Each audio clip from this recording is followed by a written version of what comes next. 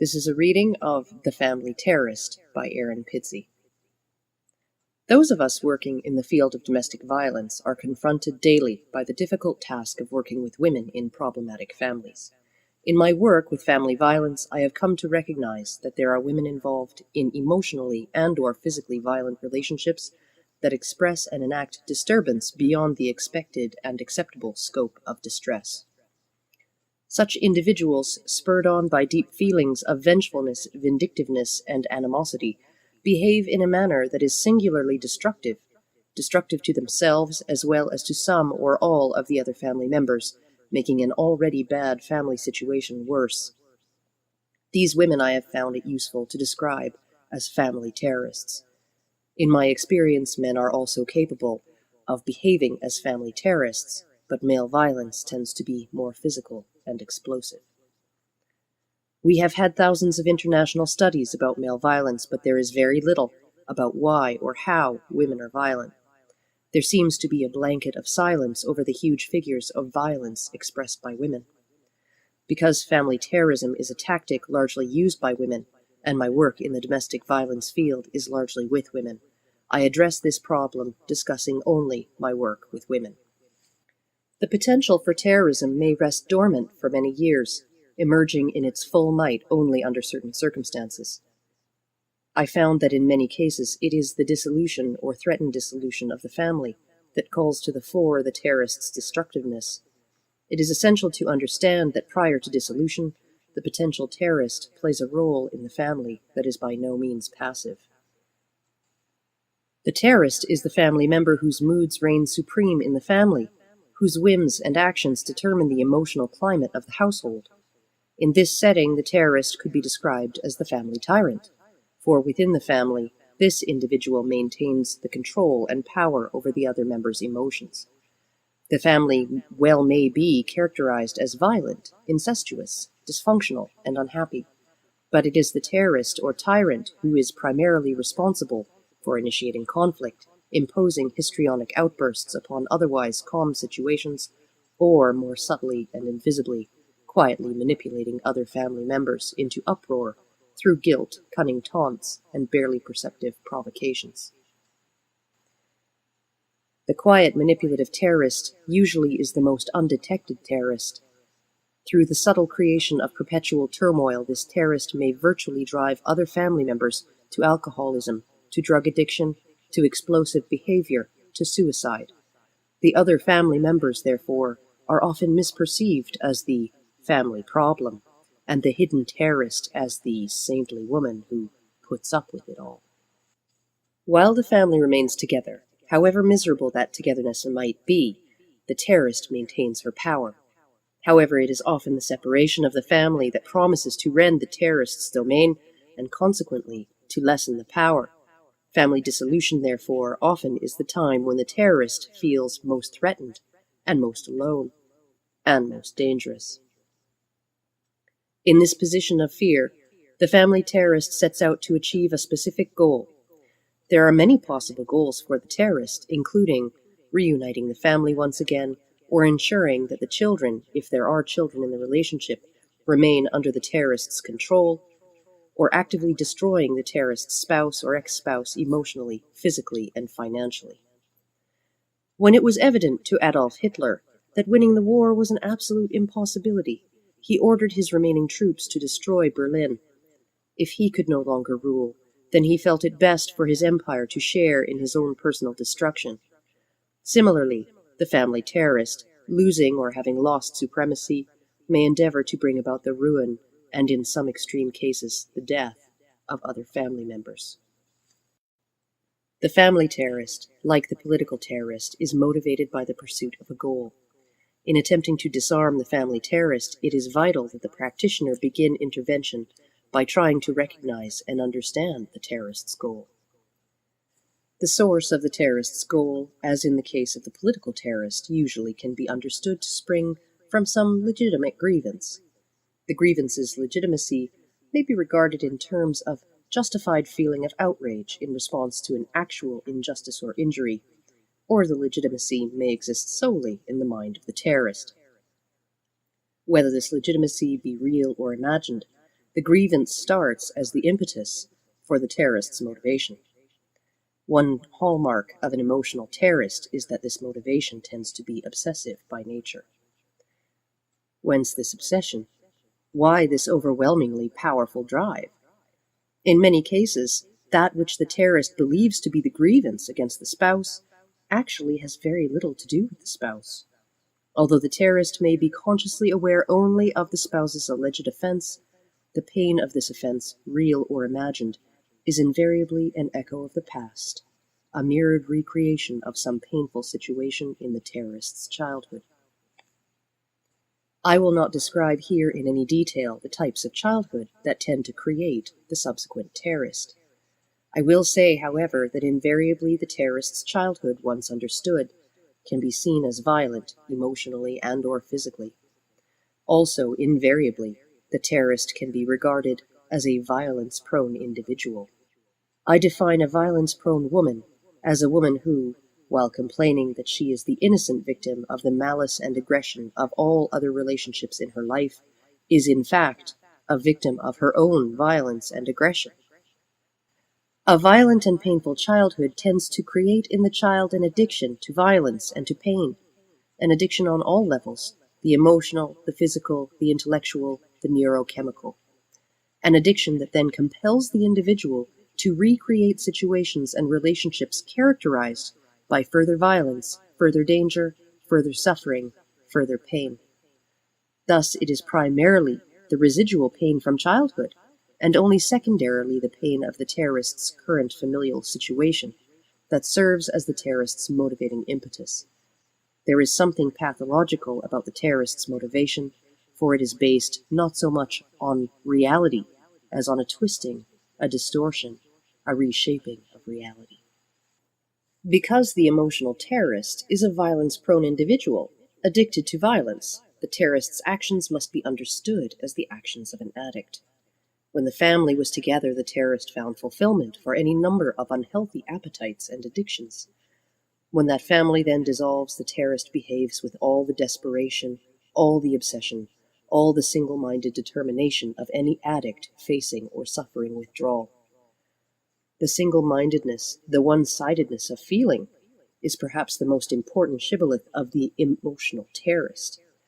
Furthermore, the extent of this one-sidedness is, for the practitioner, perhaps the greatest measure and indicator of how extreme the terrorist's actions are capable of becoming. Any person suffering an unhappy family situation or the dissolution of a marriage or relationship will feel some pain and desperation. A relatively well-balanced person, however, will not only be aware of their own distress, but also sensitive in some degree to the suffering of the other family members. For example, reasonably well-balanced parents, when facing divorce, will be most concerned with their children's emotional well-being, even beyond their own grief. Not so the emotional terrorist. To the family terrorist, there is only one wronged, one sufferer, only one person in pain, and this person is the terrorist herself. The terrorist has no empathy and feels only her own pain. In this manner, the terrorist's capacity for feeling is narcissistic, solipsistic, and in fact, pathological. Again, I will not attempt to detail the factors in childhood that lead to the creation of an emotional terrorist.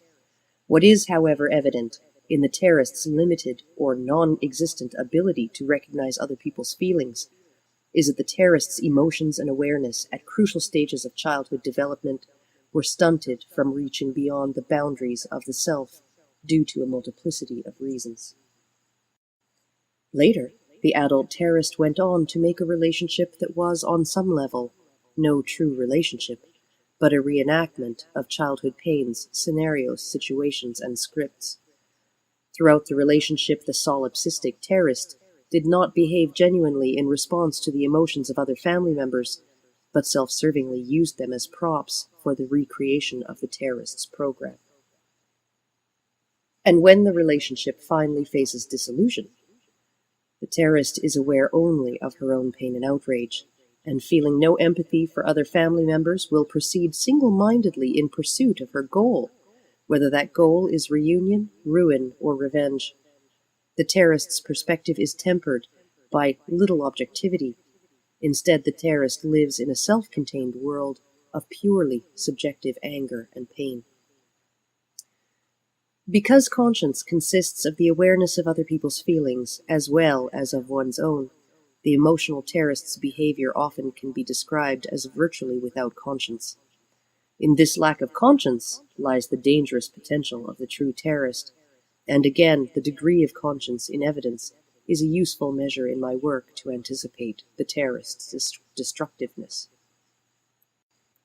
An additional factor making the terrorist so dangerous is the fact that the terrorist, while in positively monomaniacal pursuit of her goal, feels fueled by a sense of omnipotence. Perhaps it is true that one imagines oneself omnipotent when in truth one is in a position of impotence, as in the case of losing one's familial control through dissolution. Whatever the source of the sensation of omnipotence, the terrorist believes herself to be unstoppable, and unbound by the constraints of conscience or empathy, believes that no cost either to the terrorist or to other family members, is too great to pay toward the achievement of the goal. The terrorist and the terrorist's actions know no bounds. The estimation of the extent of the terrorist's boundlessness presents the greatest challenge to my work.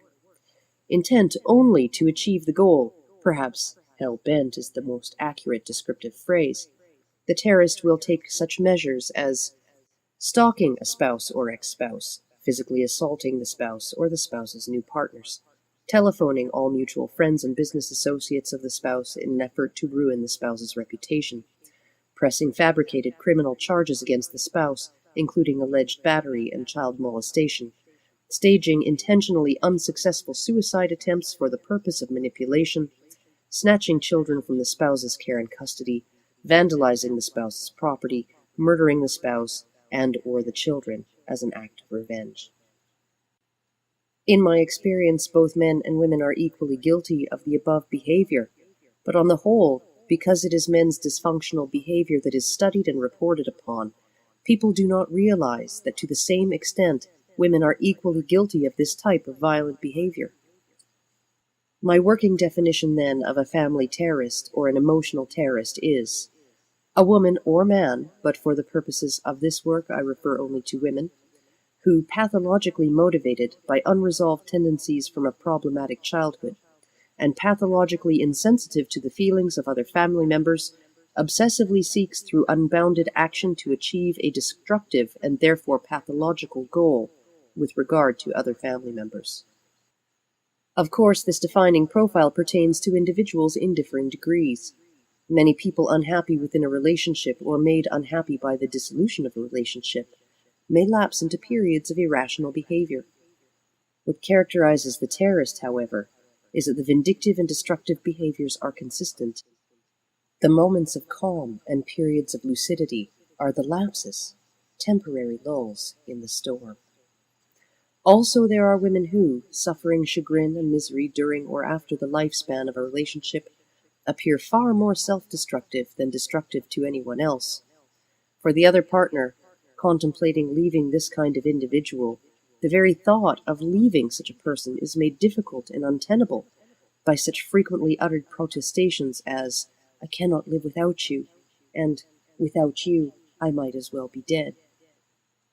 To be sure, many women exist extremely dependent within their relationships who, probably having suffered severe emotional betrayal during their childhood, genuinely feel that their life outside a relationship would be so lonely as to be unbearable. It is difficult to leave such a woman, and the man attempting to leave may well feel that by leaving he would be responsible for delivering a mortal blow to an already pathetic wretch. Men also are often kept in their relationships, which can only be likened to personal concentration camps, by the fact that they feel a genuine feeling of chivalry toward their partner. Women tend to put so much more of themselves into their relationships, and therefore suffer when these relationships fall apart. There is a valid question as to whether or not this sort of suicidally inclined individual may be deemed a terrorist. To many minds, this kind of individual no doubt would seem to fall more within the category of emotional blackmailer. I believe that sadly there are people deeply damaged by their childhoods who genuinely cannot face life by themselves. When dealing with such potential cases, however, I try to make the leaving partner understand that the suicidal inclinations predate the relationship by many years, and that however tragic the situation, one person simply cannot be held responsible for keeping another person alive. In some individuals, the authentic, though unhealthy longing for death is a longing planted within them since early childhood, and there is very little a partner can do to alter the apparently inevitable course of that longing. Among true terrorists, however, threats of suicide can be seen to serve a largely manipulative role. In short, the terrorist says, "If you can't do as I tell you, I will kill myself." Whether suicide remains only a threat or is realized, the true terrorist uses suicide not so much as an expression of desperate grief, but as a weapon to be wielded against others. In working with clients struggling, either in relationships or with the dissolution of a relationship, I am faced with many questions, all relevant to gauging the woman's terrorist potential. Will the woman persevere in her efforts to financially ruin her partner? Is she sincere when she promises to kill her partner or have him killed, should he ever become involved in a new relationship? Are the threats of suicide genuine or manipulative? Will she carry out the promises of using the law to kidnap the children in order to hurt the ex-partner? Will she brainwash the children to such an extent that her ex-partner dare not form a new relationship? Emotional terrorism is by no means confined to the family context. I know an extremely successful woman in the world of fine arts. This woman has been haunted by a former assistant who, vicariously imagining herself to be the writer herself, dresses like her, stalks her, and issues public statements that it was she, not the writer, who created the works of art for which the writer is internationally famous. If the writer is to ensure her own safety, then very definite steps must be taken. In situations of emotional and family terrorism, there are two areas of work to be done: practical measures of protection, strategies for survival on the part of family members, and therapeutic work with the terrorist himself or herself. I must reiterate at this stage that both men and women are capable of terrorist tactics, but men tend to behave in a more physically violent manner within the family. Women, as I have shown, use far more subtle tactics, i.e., that of the terrorist, as opposed to outright war. The first step on the part of other family members toward limiting the terrorist's destructive potential is to understand the terrorist to be a terrorist. In a recent case, a Mr. Roberts described to me how during his marriage, he and his children faced a daily onslaught of verbal abuse from his wife. Mrs. Roberts was also physically violent to the children. Now that he has asked for a divorce, she is making use of every weapon in her arsenal. In the children's presence, she has used drugs and drunk alcohol to the point of extreme intoxication. She has staged several unsuccessful suicide attempts in front of the children, threatened over the telephone to do something stupid, promised to kill Mr. Roberts' new partner, and assured Mr. Roberts that when she is finished with him, he will not have a penny to his name. To Mr. Roberts, all of this behavior seemed perfectly usual. After all, he had witnessed this sort of commotion for 13 years of their marriage. When I suggested to him, "What you endured is emotional terrorism," he suddenly and for the first time was able to see his situation clearly. Now, he realized, his wife's behavior was neither appropriate nor acceptable. No, this was not the treatment that every man should expect from his wife, either in or out of marriage. No, he does not want his children to be subjected to such extreme behavior any longer. The fact of recognizing a terrorist is the essential first step. Then, because a terrorist is fueled by a feeling of omnipotence and is prepared to behave without bounds, usually encouraged by feminist therapists who insist that their clients suffer from low self-esteem, pragmatic measures must be taken to define clearly the boundaries of behavior. It is unfortunate that the legal situation which many divorce agreements mandate is open-ended. Certainly, when both parties to a divorce are reasonably well balanced, it is entirely fitting for the settlement to be flexible enough to incorporate changing financial circumstances, childcare capabilities, and visitation rights. When, however, one party to the divorce is an emotional terrorist, then both the confrontational divorce procedure and the resultant open-ended divorce settlement provide infinite opportunity for the courts, lawyers, and the entire battery of psychologists called in for evaluations to be used as the terrorist's weapon. In these cases, the court and the divorce procedure provide no boundaries for the terrorist. Instead, they allow the terrorist to continue to behave boundlessly. For this reason, when dealing with a terrorist, it is best for the divorce procedure and final decree to be as swift, as final, as absolute, as unequivocal as possible. Every practitioner or attorney handling divorces is familiar with clients described as litigious. Only when litigiousness is seen as a manifestation of terrorism can the course to swift and precise legal settlement be steered. To limit the terrorist's feelings of omnipotence, there are many effective measures. The guiding principle, as in the handling of political terrorists, must be, there is no negotiating with terrorists. Endless telephone calls, conversations, confrontation, trial get-back-togethers, correspondence, visitations, gestures of appeasement, and efforts to placate the terrorist's demands all serve to reinforce the terrorist's belief that she's accomplishing something. Only determined resolution in the face of terrorism shows the terrorist that her power is limited.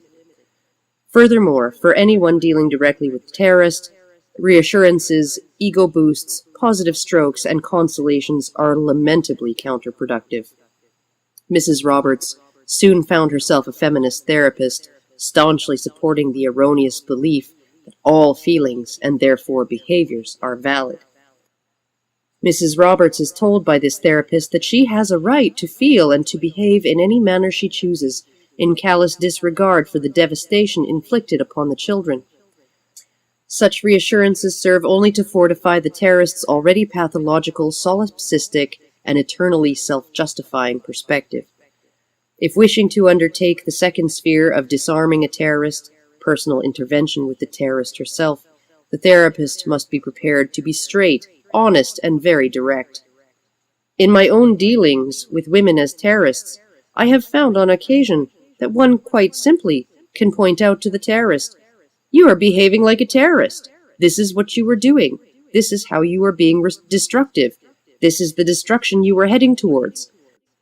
And the terrorists, seeing themselves clearly for the first time, might be encouraged to reconsider their behavior.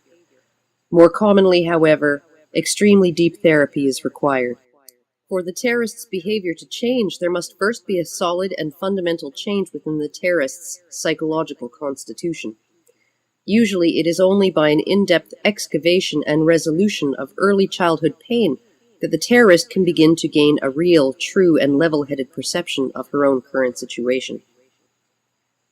Direct intervention with the terrorist, like all forms of therapeutic intervention, can hope to achieve change only if the individual concerned wishes to change and possesses that vital yet ineffable quality, the will to health. When the will to health is lacking, there can be no change.